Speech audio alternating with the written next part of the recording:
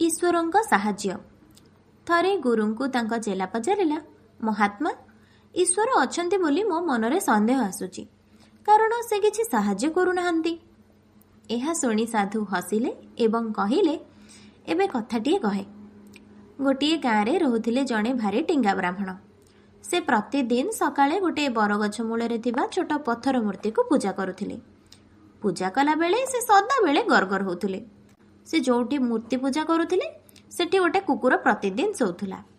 ବ୍ରାହ୍ମଣ ପ୍ରଥମେ ସେଇ କୁକୁରକୁ ସେଠାରୁ ତଡ଼ୁଥିଲେ, ତାପରେ ପୂଜା କରୁଥିଲେ। ଦିନେ ତାଙ୍କୁ ଜଣେ ଭଦ୍ରଲୋକ କିଛି ପିଠା ଦେଇଥିଲେ। ପିଠାତକ ଗୋଟେ ଗାମୁଛାରେ ବାନ୍ଧି ପାଖରେ ଥୋଇ ସେ ପୂଜା କରିବାରେ ଲାଗିଲେ।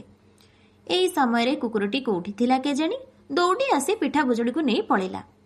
ବ୍ରାହ୍ମଣ ରାଗ ତମତମ ହେଇ ବୁଦ୍ଧି ହରେଇ ଅଚାନକ ସେଇ ପଥର ମୂର୍ତ୍ତିକୁ ଟେକି ନେଇ କୁକୁର ଆଡ଼କୁ ଫୋପାଡ଼ି ଦେଲେ। ତାହା କୁକୁର ଦେହରେ ବାଜିଲା। କୁକୁରଟି ପ୍ରାଣ ବିକଳରେ ପିଠା ବୁଜୁଳିକୁ ଛାଡ଼ି ଦେଇ ପଳେଇଗଲା।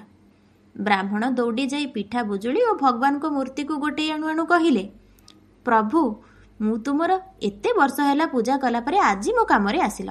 ଆଜି ମୋତେ ସାହାଯ୍ୟ କଲ। ଏହା କହିସାରି ଗୁରୁ କହିଥିଲେ, ଦେଖିଲୁ ତ ଈଶ୍ୱରଙ୍କ ସାହାଯ୍ୟ।